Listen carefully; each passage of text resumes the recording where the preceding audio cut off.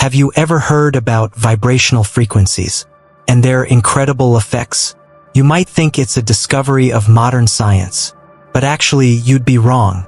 Over 5,000 years ago in ancient Egypt, this knowledge was already being taught through sacred hieroglyphs by Thoth, the god of wisdom who passed down 7 Hermetic principles that govern the universe.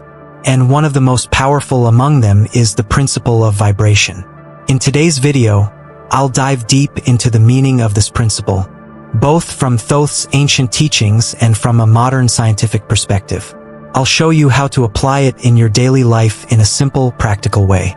So don't click away, stick around till the end, because I'll also share a powerful 20-minute daily practice that can raise your vibrational frequency naturally, without force, without resistance, and lead to real transformation.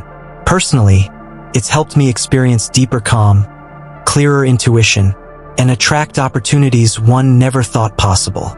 If you find this topic fascinating, don't forget to hit like and subscribe so you won't miss the upcoming videos in this Thoth Wisdom series. Alright, let's begin. Let's start by breaking down the principle of vibration. This is the third of the 7 Hermetic principles, found in the Kybalion, a foundational text on Hermetic philosophy, first published in 1908, though its origins trace back thousands of years.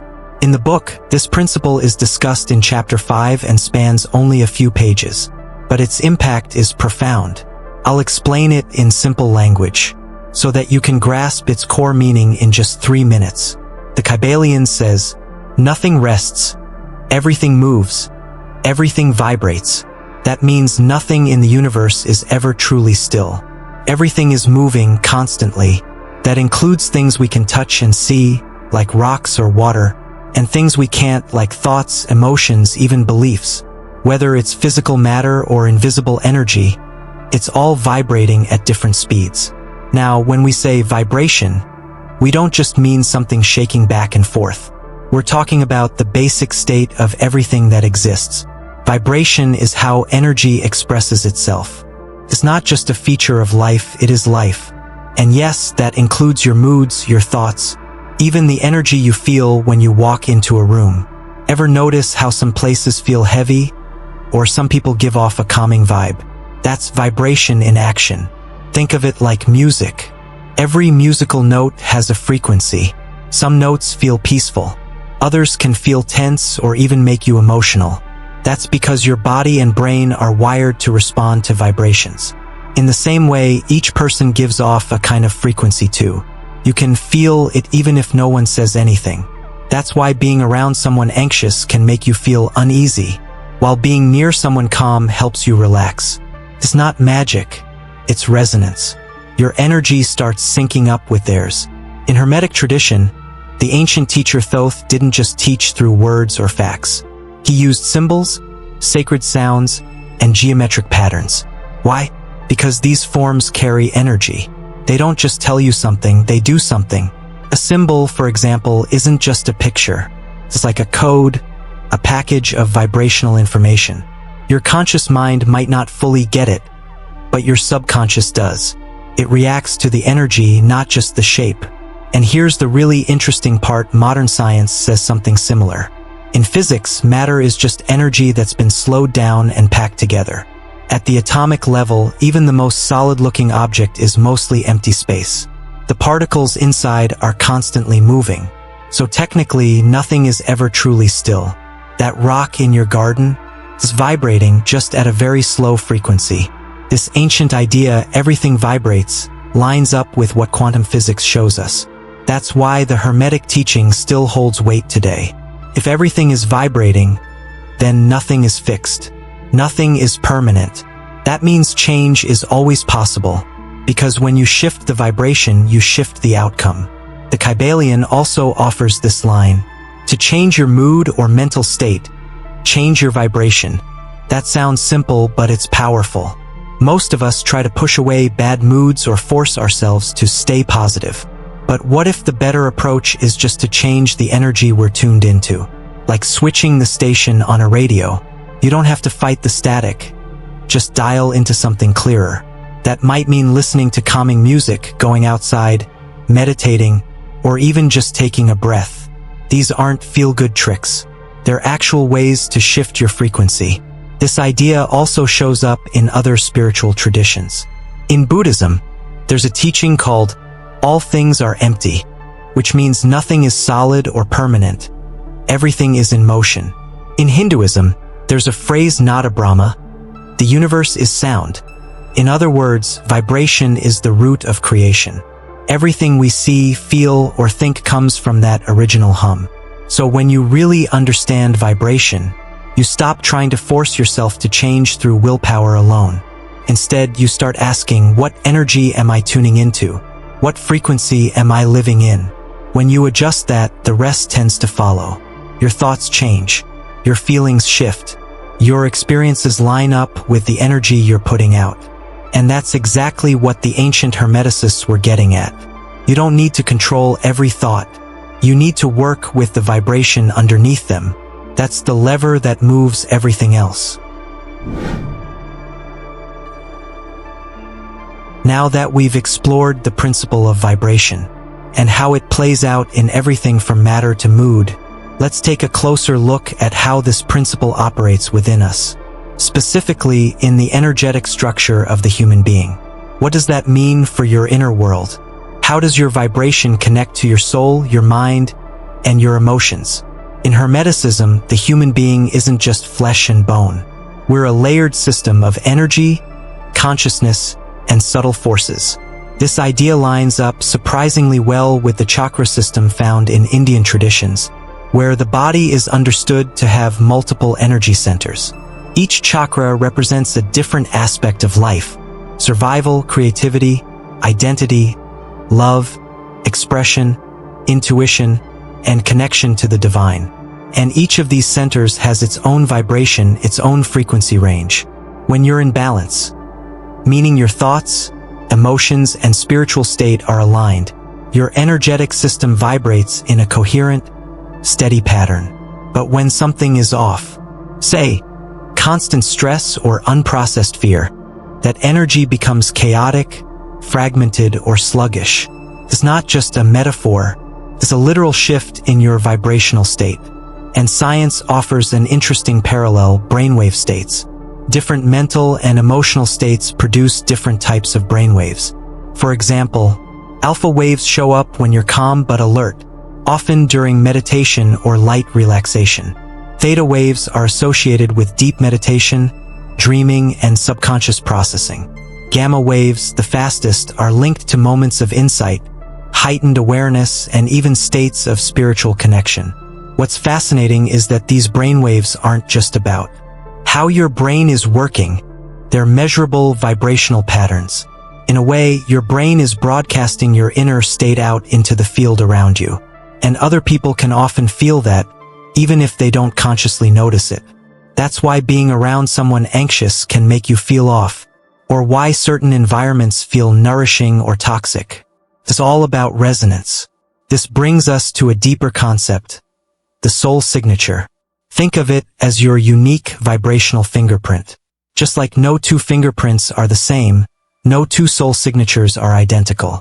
Your soul has its own frequency, a mix shaped by your experiences, your intentions, your level of consciousness. When you're living in alignment with that frequency, life tends to flow. You feel like yourself. Decisions feel clear.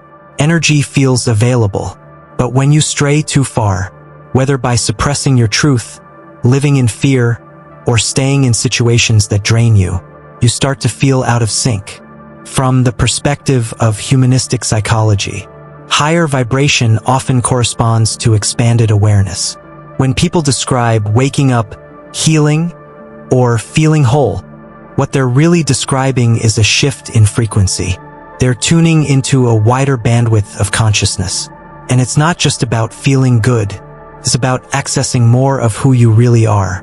On the flip side, when your vibration drops or becomes unstable, the effects are noticeable. These are common signs of what could be called a vibrational misalignment of the soul, chronic stress or anxiety that doesn't seem to have a clear cause, feeling lost or disconnected from purpose, a constant sense of doubt or second-guessing yourself, a lack of motivation or energy, even when things should be okay. These aren't just emotional struggles. They're energetic signals that something is off. And while the symptoms might appear on the surface, the root usually lies deeper, in the frequency you're operating from. The key isn't to judge or fix yourself, but to listen. Your soul is always communicating, not in words, but in energy. When something doesn't feel right, that's valuable data. It's your internal tuning system saying, this vibration doesn't match your true state. Time to adjust. And how do you adjust it? Not through force or perfectionism, but through practices that bring you back to your natural frequency. Whether it's time in nature, movement, silence, creativity, breath work, or simply being with people who see you clearly. The point isn't to chase high vibes all the time, but to come back into honest resonance with yourself. Because at the end of the day, you're not just a body with thoughts. You're an energetic being with a unique signature. And your life, your choices, your path, all begin to shift when you recognize that your frequency is not fixed. It's something you can understand, feel, and tune into with awareness. Let's pick up where we left off. Understanding your personal vibration isn't just about energy flow. It also means facing the internal blocks that stop that energy from moving freely. In psychology, this kind of internal blockage is called resistance.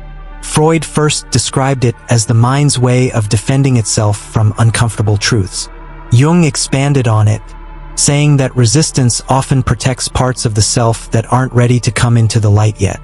Today, psychologists see resistance not as sabotage, but as a natural self-protection mechanism, especially when new experiences or ideas threaten the current identity. So how does resistance relate to vibration? When we start to shift into a higher frequency, say, from fear toward trust or from judgment toward compassion, the mind often pushes back. It's not because higher vibration feels bad in itself. It's because it's unfamiliar.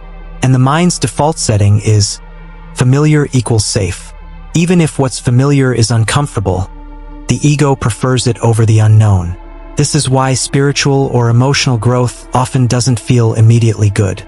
People assume that healing or raising your vibration will be all light and peace, but in reality, it can feel confusing, irritating, or even exhausting at first. That's because your system is trying to integrate a new frequency, and the parts of you that are used to lower vibrations, like fear, doubt, shame, might interpret this as a threat. Here's a simple real-world example. Imagine someone who's lived most of their life in a state of anxiety or low self-worth. When they enter a space or conversation filled with confidence, peace, or love, a high-frequency environment, they might feel uncomfortable, even annoyed. They might criticize it as fake or too much, not because it actually is, but because their system isn't calibrated to that frequency yet. It clashes with their internal state, and the mismatch causes friction. That's resistance, and it doesn't always show up in obvious ways. In fact, it's often unconscious. You'll see it in forms like denial, this doesn't apply to me, doubt, that sounds nice, but it's probably not real, delay, I'll work on that later, when I have more time. All of these are subtle defenses the mind uses to avoid change. Because change, even positive change, means letting go of control.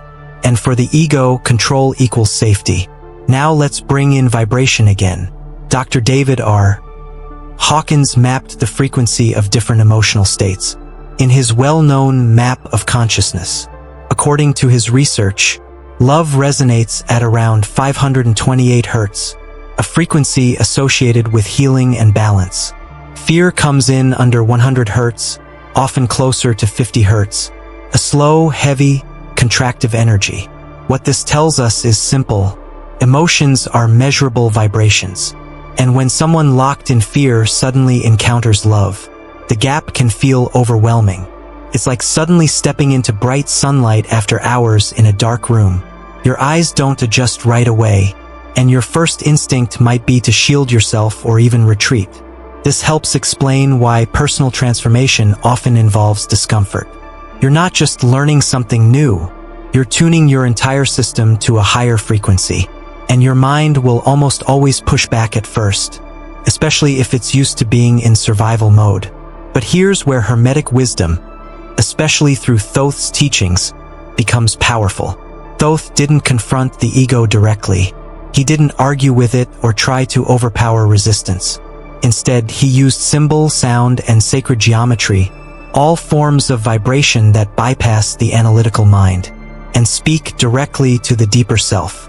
These aren't just mystical tools, they're technologies of consciousness. They don't demand belief, they shift energy through resonance.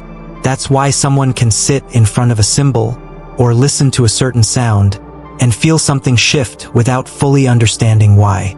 Thoth's method wasn't to convince the surface mind, but to awaken what lies beneath it. The resistance doesn't vanish overnight, but it starts to dissolve, not because it was defeated, but because the energy that created it is no longer being fed. So when someone begins to raise their vibration and encounters internal pushback, the answer isn't to fight the resistance. It's to recognize it, understand where it comes from, and keep tuning gently, consistently. Think of it like adjusting to a new altitude. You don't force your body to adapt, you let it acclimate. In the next part, we'll explore how Thoth's form of vibration was designed to reach the soul beneath the noise, how it moves through layers of resistance, and helps restore the natural frequency each soul is meant to live in. Following our look at resistance and how the mind reacts to higher vibrations, it's time to talk about a gentler, more effective path forward, something known as reattunement. So what does it really mean to reattune?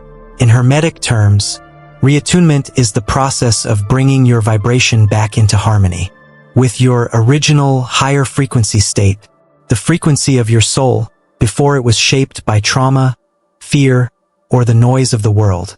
It's not about becoming someone new. It's about remembering who you are without distortion. Imagine this. You're in a room with loud, chaotic music playing. It's overwhelming. Then someone walks in and turns on a calm, steady tone, one that feels balanced and grounding. At first, your body might resist, but soon you start breathing easier. Your shoulders drop, your heart slows. You're not forcing anything. Your system is simply tuning in to something more stable. That's the essence of reattunement. This is where Thoth's approach stands out. Unlike many modern methods that try to force transformation through discipline or control, Thoth didn't push. He didn't demand. He simply offered a resonance, a vibration that the soul could choose to align with. His presence, his symbols, his teachings were invitations, not commands. That's why they still carry power. They don't override your will. They call to what's already true inside you. To understand this better, let's borrow a concept from acoustic physics: resonance. When two objects vibrate at similar frequencies, one can cause the other to begin vibrating too without force. A tuning fork, for example, when struck near another tuning fork of the same frequency, will cause the second to vibrate even if it wasn't touched. That's resonance in action. No pushing, no pressure, just a natural response to shared frequency. In the same way, reattunement doesn't work by pushing your mind or emotions into shape. It works by exposing you to a pure, coherent vibration, through sound, image, or presence, and allowing your system to harmonize with it over time. It bypasses resistance because it doesn't confront it head-on. Instead, it creates a vibrational environment, where the lower patterns can naturally dissolve. This is why sacred symbols, ancient chants, and geometric patterns are so central to Hermetic work. They're not just spiritual decoration. They're tools designed to calm the mind and shift its frequency. Chanting certain syllables like ancient Egyptian or Sanskrit mantras generates sound waves that affect the nervous system and bring the brain into more receptive states like alpha or theta. Sacred geometry, such as the flower of life, works visually in a similar way, speaking not to logic, but to the intuitive and energetic layers of consciousness. If you'd like to experience this yourself, here's a simple practice to try. Sit quietly, close your eyes and visualize Thoth, not as a distant figure, but as a calm, stable presence. Picture him holding a glowing staff or surrounded by soft, pulsing light. As you breathe, imagine a gentle tone, deep and ancient, vibrating through the space. You don't need to know what it means. Just let it fill you. You might hum softly or play a low chant in the background. Frequencies like 432 Hz or 528 Hz work well.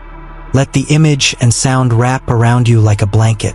No goal, no effort, just allowing your system to soften. That's the core of reattunement. Softening, not striving, not pushing. Compare that to how we usually try to grow. We set goals. We push ourselves to think differently. We try to eliminate old habits by sheer willpower. Sometimes it works, but it's often exhausting and temporary, because deep change doesn't happen through resistance. It happens through resonance. When your system feels safe, calm, and supported by a higher frequency, it lets go. Not because it's told to, but because it no longer needs the lower patterns to feel safe. That kind of shift is not only deeper, it lasts. So, instead of trying to force transformation, what if we just listen more closely to the parts of us that already remember the truth? What if healing wasn't a fight, but a return? That's the invitation of reattunement. And in the next part, we'll explore how living in resonance, daily, practically, can reshape not just your inner state, but your entire experience of life. Building on our previous discussion about reattunement and vibrational alignment, it's worth asking, how did Thoth actually transmit such powerful frequencies of wisdom without resistance? The answer lies in the unique tools he used, not logical argument or linear reasoning, but vibration itself, embedded in symbol, sound, and sacred form. Thoth didn't just teach with words. He encoded wisdom into forms that carried energy, forms that could bypass the busy, analytical mind, and speak directly to the subconscious and the soul. These weren't just artistic or decorative tools. They were technologies of consciousness. One of the most striking examples is hieroglyphs, the sacred language of ancient Egypt. Unlike modern alphabets, hieroglyphs weren't purely linguistic. Each symbol represented not just a sound or concept, but a vibration. Every glyph was a living emblem, holding multiple layers of meaning, energy, and resonance. This is why reading them isn't just an intellectual act. It's a vibrational experience. When a true hieroglyph is seen, especially in ritual or meditative contexts, it can transmit energy, activating deeper parts of the self that conventional words can't reach. Thoth's name itself is powerful in this way. His true name, Jehudi, is often used as a mantra or sacred sound in esoteric practice. When chanted slowly and with intention, the syllables of this name produce a frequency that resonates in the body, particularly in the throat and heart centers. This isn't accidental. In Hermetic tradition, names are vibrational signatures, not just labels. To speak or sound a name with sacred resonance is to invoke its energy into the present moment. Sound has always been central to Thoth's teachings. Ancient chants, tones, and syllables were designed not only to calm the nervous system, but also to shift consciousness. And now, modern science gives us a stunning visual confirmation of how this works through the study of cymatics, the science of sound and vibration forming matter. In cymatic experiments, when certain tones are played through a surface covered with particles, like sand or water, those particles arrange themselves into geometric patterns. Some simple, some incredibly complex. These aren't random. They're consistent, based on frequency. The higher the tone, the more intricate the pattern. In other words, sound creates form. Vibration shapes reality. This concept was already understood by the ancients, and it appears everywhere in their sacred art. Geometries like the flower of life, the triskelion, or Metatron's cube aren't just beautiful designs. They are visual vibrations, symbols that hold and transmit structure, order, and harmony. Meditating on these patterns, or placing them in your environment, can actually influence your energy field. Again, not metaphorically, literally.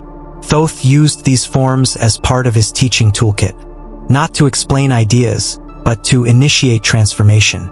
Symbols and shapes can cross the barrier of the rational mind and go straight to the subconscious where lasting change happens. That's why they're so effective. You don't have to understand the flower of life for it to affect you. You just need to sit with it. Psychologist Carl Jung echoed this idea in modern terms. He called symbols the language of the unconscious, and believed they were the bridge between the personal self and the collective unconscious, a vast field of shared human experience and archetypal knowledge. According to Jung, when we engage with true symbols, not just signs or logos, we tap into something far bigger than our individual mind. We connect with patterns that have guided human development for millennia. This is why Thoth's system remains powerful even today. He didn't rely on belief systems or philosophical persuasion. He worked through resonance, offering the soul what it could recognize and respond to, even when the conscious mind had no idea what was happening. In essence, Thoth's teachings weren't lessons in the usual sense. They were transmissions, vibrational messages encoded in image, sound, and form. The mind may or may not grasp them right away, but the soul always knows when it's being spoken to in its native tongue. Now that we've seen how Thoth used sound, symbols, and sacred geometry to bypass the rational mind and communicate directly with the soul, the next step is practical. How do you receive and work with his vibrational wisdom in your own life? Done with consistency and openness, this practice can help you reattune to your soul's natural frequency, bringing clarity, emotional stability, and a grounded sense of purpose. And yes, it works, but not through effort or force. It works through resonance. When done right, this practice isn't just relaxing. It rewires your inner state. Over time, people report feeling lighter, more centered, less reactive. They stop getting pulled into the emotional static of others. Instead of chasing clarity, they become clearer. This shift doesn't come from belief, it comes from experience. So let's get into how to make it real, not just theoretical. Start by creating a space where you won't be interrupted for at least 15 to 20 minutes. The space doesn't need to be perfect. What matters most is your intention. Dim the lights, sit comfortably on a cushion or chair, and allow your body to relax. You can close your eyes or keep them softly open with a gentle gaze. Begin with the breath, slow and steady. Inhale through the nose, exhale through the mouth. Do this a few times until you feel your body settling. Now, gently bring your focus to the idea of attuning to a higher vibration. Not by reaching, but by receiving. In your mind's eye, start to visualize a soft blue light, a luminous, deep indigo tone, like twilight or a clear ocean at dusk. Let this light begin to form around you, surrounding your body in a gentle, spherical field. This blue light is symbolic of Thoth's energy, wise, still, ancient, and deeply clear. Let it touch your skin, move through your breath, enter your heart. If thoughts come, that's fine. Let them pass like birds in the sky. Don't chase or resist them. Just keep returning to the light. Now introduce sound. Play a 432 Hz tone, or the soft ringing of a crystal pyramid chime if you have it. This frequency isn't random. It's been found to promote harmony in the body and soothe the nervous system. Let the sound move through you, not just around your ears, but through your whole system, as if the sound is tuning your bones, your breath, your cells. As the light and sound merge, silently or out loud, say this intention. I open to the vibration of soul truth. May my energy align with my original frequency. This isn't a mantra to repeat mindlessly. It's a direct statement of permission, a signal to your energy field. I'm ready to resonate with something real. Now gently visualize Thoth, not in human form, but as a presence. Maybe a tall, blue-white silhouette. Maybe a pair of glowing eyes. Maybe just a field of intelligence that feels calm and ancient. Let this image come naturally. Don't force it. However it appears, trust it. Sit in that space for several minutes. Light, sound, and intention forming a triangle of reattunement. You might feel warmth, tingling, emotion, or nothing at all. Don't judge it. This isn't about what happens in the moment. It's about what starts to shift over time. When you're ready, slowly bring your awareness back to your body. Wiggle your fingers. Take a deep breath. Open your eyes. And here's an important part. Write it down. Open your journal, your soul journal, and record whatever came up. Even if it was nothing happened, write that. Over time, this journal becomes a map of your vibrational changes. You'll start to see patterns, new insights, new responses to old triggers. That's the work in motion. And remember, your mind may want results now. It may say, "Was that it?" Or, "I didn't feel anything special." That's okay. That's just the ego looking for proof. What you're doing here isn't a performance. It's resonance. And resonance builds. Sometimes slowly, sometimes subtly, but always surely when you stay with it. From a psychological point of view, this process only works if you release the need to get it right. Let go of trying to force spiritual experience. Just show up. Let the vibration do its work. Like water soaking into dry soil, it doesn't look dramatic, but it transforms everything. Over the next few days, pay attention. Are you responding differently to stress? Do you feel more grounded, even if things are chaotic around you? Is your inner dialogue a bit quieter? These are signs that your system is starting to resonate with a new tone. Keep returning to the practice. Keep writing. Keep listening. And most of all, stay kind with yourself in the process. Thoth doesn't work through pressure. He works through invitation. And you've already answered the call. Building on the personal practice of reattunement we explored earlier, let's now widen the lens. This section offers a scientific perspective, not to reduce the experience to dry theory, but to show that the effects of vibrational work, like what we do with Thoth's imagery and sound, are not just spiritual impressions. They're measurable. They happen in your body, your brain, and even beyond, in the subtle fields that surround and connect all living things. Understanding this gives us something important: confidence. Not just faith that change is happening, but insight into how and why it's happening, so we can stay grounded and intentional in the process. Let's start with the concept of the biofield, or human energy field. This is the subtle electromagnetic field that surrounds and interconnects the body. While traditional medicine doesn't focus on it, many studies now recognize its presence and impact.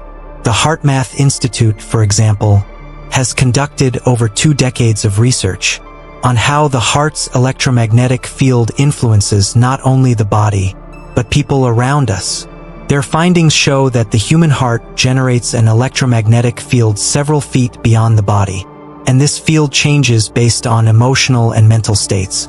When someone is in a state of appreciation or compassion, their heart rhythm becomes coherent, and this coherence can be measured in people nearby. In other words, your state radiates. This isn't philosophy, it's physics, and it connects directly to brainwave activity, e.g. electroencephalogram.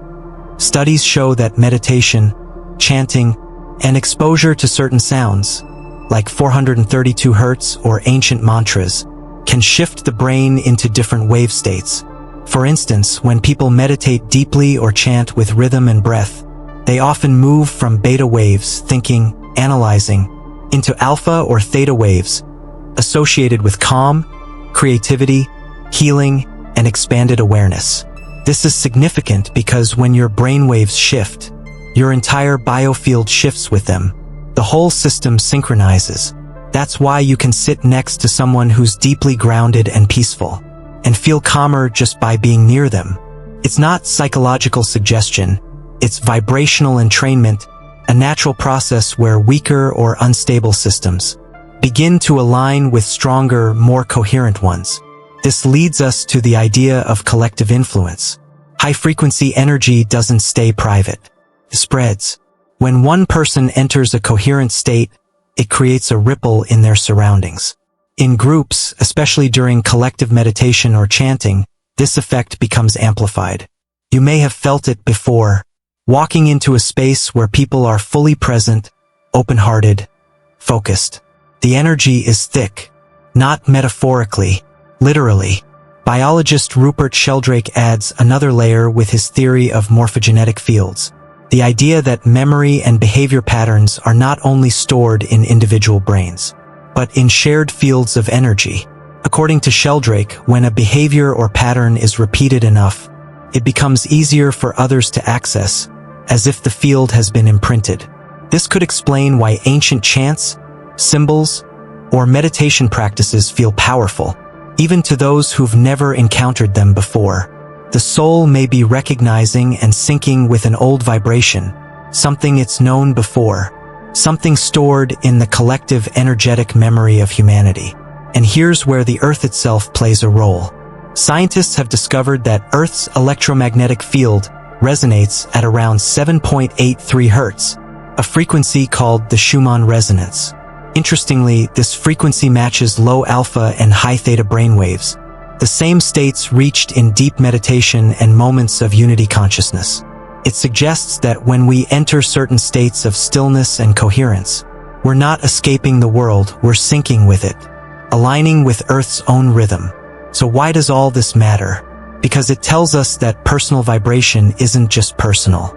Your work to reattune your energy, through breath, through Thoth symbols, through sound, has a ripple effect. It affects how you think, feel, relate, and even how you subtly influence others. This is how healing spreads, not by preaching or teaching, but by quietly raising the field. And when many people begin doing this together, coherently, consistently, the collective field shifts. This isn't abstract. It's measurable, observable, and increasingly studied by both scientists and mystics. The soul doesn't exist in isolation. It moves in networks, fields, and frequencies. And the more we learn to tune our instruments, the clearer the entire symphony becomes. Thoth's vibrational wisdom offers more than spiritual insight, creates a bridge between logic, soul, and the rhythm of the universe. It shows us that transformation doesn't have to be a battle. It's not about forcing change or fixing yourself. It's about remembering, realigning, resonating with what was always true beneath the noise. When you begin to harmonize with higher frequencies through sound, symbol, presence, you're not escaping life. You're stepping into deeper coherence with it. You become less reactive, more grounded, and more connected to something real. That shift doesn't require drama, just consistency, just listening. Start small. Breathe with awareness. Visualize light. Chant a word that holds meaning. Tune in daily, even for a few minutes. Because the vibration you choose isn't just a feeling. It's the reality you begin to create. Inner harmony becomes outer clarity. As Thoth's silent teachings suggest, when the soul is in harmony with the universal rhythm, all resistance dissolves, and you become the music. If this series has resonated with you, support the journey. Like, subscribe, and share so this frequency can reach others. Your presence matters. Your energy matters. And the more of us who reattune, the more the world begins to remember its song.